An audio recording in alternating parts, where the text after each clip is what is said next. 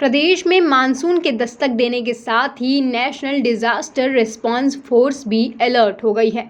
Force लगातार भारतीय मौसम विभाग, सेंट्रल वाटर कमीशन, सिंचाई विभाग, नेपाल हाइड्रोलॉजी जैसी एजेंसियों से संपर्क में है। मानसून की गतिविधियों पर नजर बनाए रखने के साथ ही प्रदेश शासन, राज्य आपदा प्रबंधन प्राधिकरण, राहत आयुक्त और स्टेट डिजास्टर रिस्पांस फंड विभाग से समन्वय बनाते हुए फोर्स की अनुपातिक तैनाती कर दी गई है, जिसको देखते हुए वाराणसी में एनडीआरएफ की 11वीं वाहिनी के कमांडेंट मनोज कुमार शर्मा ने चौका घाट के वाहिनी मुख्यालय में भविष्य में बाढ़ आपदा को देखते हुए तैयारियों के मद्देनजर प्रेस कॉन्फ्रेंस की। इस दौरान कमांडेंट मनोज कुमार शर्मा ने बताया कि एनडीआरएफ बाढ़ आपदा को देखते हुए पूरी तरीके से तैयार है, किसी भी समय किसी भी तरह का रेस्क्यू करने के लिए या फिर कोरोना से निपटने के लिए भी तैयार है। इसके अलावा लोगों से अपील भी की कि साथ ही आपदाओं से निपटने के लिए इक्विपमेंट की प्रदर्शनी भी लगाई गई। वहीं उन्होंने बताया कि वाराणसी और आसपास की नदियों में नेपाल और उत्तराखंड की नदियों का भी बाढ़ का असर पड़ता है, जिसमें कई गांव भी प्रभावित होते हैं, जो नदियों के बाढ़ पर निर्भर करता है। आगे उन्होंने बताया कि वाराणसी में एनडीआरएफ ने इन 5 सालों में कई आपदाओं और राहत बचाव कार्यों में कई लोगों की जान बचाई है, जिनमें से मुख्य बचाव एवं राहत अभियान साल 2016 उज्जैन में आयोजित सिंहस्थ महाकुंभ, जिसमें 16 लोगों की जान बचाई गई थी। तो वहीं कानपुर के पुखराया ट्रेन हादसे में करीब 55 लोगों को जिंदा और 74 लोगों का शव कड़ी मशक्कत के बाद निकाला गया। साथ ही साल 2016, 2017 और 2019 में उत्तर प्रदेश और मध्य प्रदेश में कई लोगों की जान को बचाया गया, साथ ही सुरक्षित जगहों पर पहुंचाया गया। मूल उद्देश्य ये है कि ये एक हमारा वार्षिक क्रियाकलाप है। हम एक वर्ष में एक बार आप लोगों के सम्मुख आते हैं। उस दौरान हम पिछले एक वर्ष में जो हमारे ऑपरेशंस होते हैं उनकी जानकारी आपको मुहैया कराते हैं।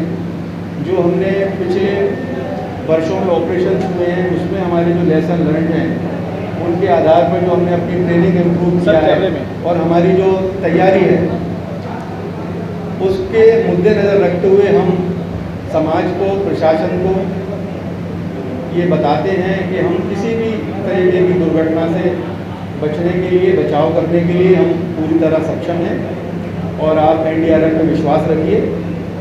और एनडीआरएफ के लिए कहा जाता है कि friend in need.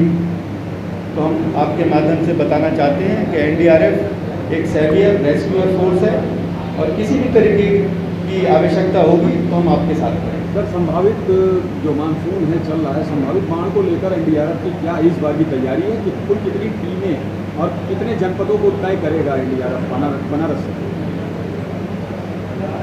Uttar Pradesh के 57 जिले यानी 57 डिस्ट्रिक्ट्स की हमारी जिम्मेवारी है और हम लगातार नहर विभाग, सिंचाई विभाग, जो इंडियन मेट्रोलॉजिकल डिपार्टमेंट है यानी मौसम विभाग, इन सबसे लगातार संपर्क में है। State disaster management authority, SDRF, सभी के साथ में हमारा कंट्रोल रूम संपर्क में है।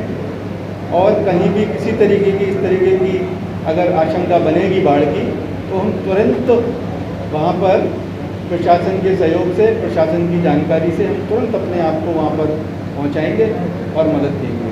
सर, सबसे बड़ी चुनौती कोरोना को लेकर है इस समय। सुरक्षित लोगों को निकालना भी है लेकिन एनडीआरएफ भी सुरक्षित रहे, तो इसको लेकर क्या तैयारी है एनडीआरएफ? बहुत ही अच्छा प्रश्न आपने पूछा है और मैं बड़े जिम्मेवारी के साथ इस चीज़ का उत्तर देना चाहूँगा कि हमारे एनडीआरएफ के सभी लोगों का डबल वैक्सीनेशन हो रखा है, नंबर 1। नंबर 2, हमने उनको कोरोना एप्रोप्रिएट बिहेवियर के बारे में जागरूक किया है और अच्छे से ट्रेन किया है। आप देखेंगे कि हमारे जो भी रेस्क्यूअर्स हैं, पिछले जो भी ऑपरेशन हुए हैं हाल फिलहाल में, आपने देखा होगा कि सभी ने डबल मास्किंग किया हुआ है और एक तरीके का हुड है जिसका प्रदर्शन हम एग्जीबिशन में करेंगे कि उस हुड को पहनकर हम अपनी कार्रवाई कर रहे हैं। अभी जो यास तूफान आया था उस दौरान भी हमारे सभी रेस्क्यूअर्स ने एक विशेष प्रकार का हुड है जो कि हमें कोरोना से बचाव प्रदान करता है। और आने से पहले सैनिटाइजेशन, आने के बाद इक्विपमेंट का सैनिटाइजेशन और जो भी डॉक्टर्स की और जो भी विशेषज्ञों की इस विषय में इंस्ट्रक्शंस हैं उन्हीं को हम पूर्णतया पालन करते हुए ये काम करेंगे। और इसके साथ मैं और एक आज आपको बताना चाहूँगा कि हम जिन लोगों के संपर्क में आते हैं उन लोगों के भी हम उनको भी सैनिटाइजेशन और इस सब के बारे में बताते हैं, फ्री मास्क वितरण करते हैं, सैनिटाइज़र देते हैं और उनको भी बताते हैं कि आप भी कोरोना एप्रोप्रिएट बिहेवियर का पालन करें। सावन को लेकर क्या तैयारी रहेगी सर? सावन काशी विश्वनाथ द्वादश ज्योतिर्लिंग है यहाँ विश्वनाथ मंदिर में, तो इसको लेकर क्या तैयारी? सावन को लेकर हमारी पूरी तैयारी है। हमारी 6 टीमें तो वाराणसी में ही स्थित हैं, जिसमें 2 टीमें हमारी घाटों पर अवस्थित हैं और चौका घाट जो कि ज़्यादा दूर नहीं है, वाराणसी के ही आपके बिल्कुल जिसको कहते हैं सेंटर में है। हम यहाँ पूरी तरीके से मुस्तैद हैं। हमारी जो फ्लड रेस्क्यू टीम्स हैं, हमारी जो बोट्स हैं, हमारे डीप डाइवर्स हैं इक्विपमेंट के साथ में, और हमारे जो चिकित्सीय दल हैं वो अपने फर्स्ट मेडिकल रेस्पॉन्डर वो सारे के सारे वहीं पर मौजूद हैं।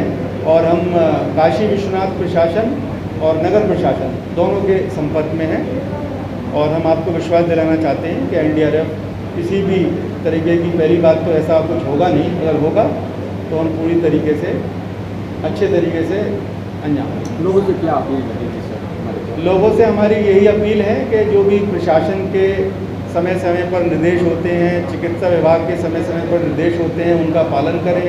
जल्दी से जल्दी अपनी डबल डोज वैक्सीनेशन की पूरी कराएं और जो कोरोना एप्रोप्रिएट बिहेवियर है उसका पालन करें। जैसे आपने मास्क लगा रखा है, मैंने मास्क लगा रखा है, आप यहाँ आए, आपने अपने हाथों को सैनिटाइज़ किया, फिर आप यहाँ अंदर आए।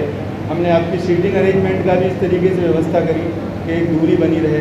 तो ये छोटे छोटे सूत्र हैं, इनका पालन होगा तो हम कोरोना से बचे रहेंगे। सर एक सवाल है, कितने गाँव सर इफेक्टेड होते हैं फ्लड? देखिए, ये तो बताना मुश्किल है क्योंकि ये हर एक जो डाटा हमारे पास उपलब्ध है आप ले सकते हैं। हर एक वर्ष हर जिले का अलग अलग रूपरेखा होती है। ये डिपेंड करता है कि किस नदी में कितना जल आया, क्योंकि जो उत्तर प्रदेश में बाढ़ आती है उसमें यहाँ पर जो वर्षा होती है, इसके साथ साथ जो हमारा सीमावर्ती देश है नेपाल, उसमें कितनी बारिश होती है और नेपाल से आने वाली जो नदियाँ हैं वो कितना जल लेकर उत्तर प्रदेश में आती हैं, इस बात पर डिपेंड करता है। अगर आपको पिछले वर्षों का डाटा चाहिए तो हम आपको मुहैया करा देंगे, हमारे पास उपलब्ध है। धन्यवाद सर। Thank you sir.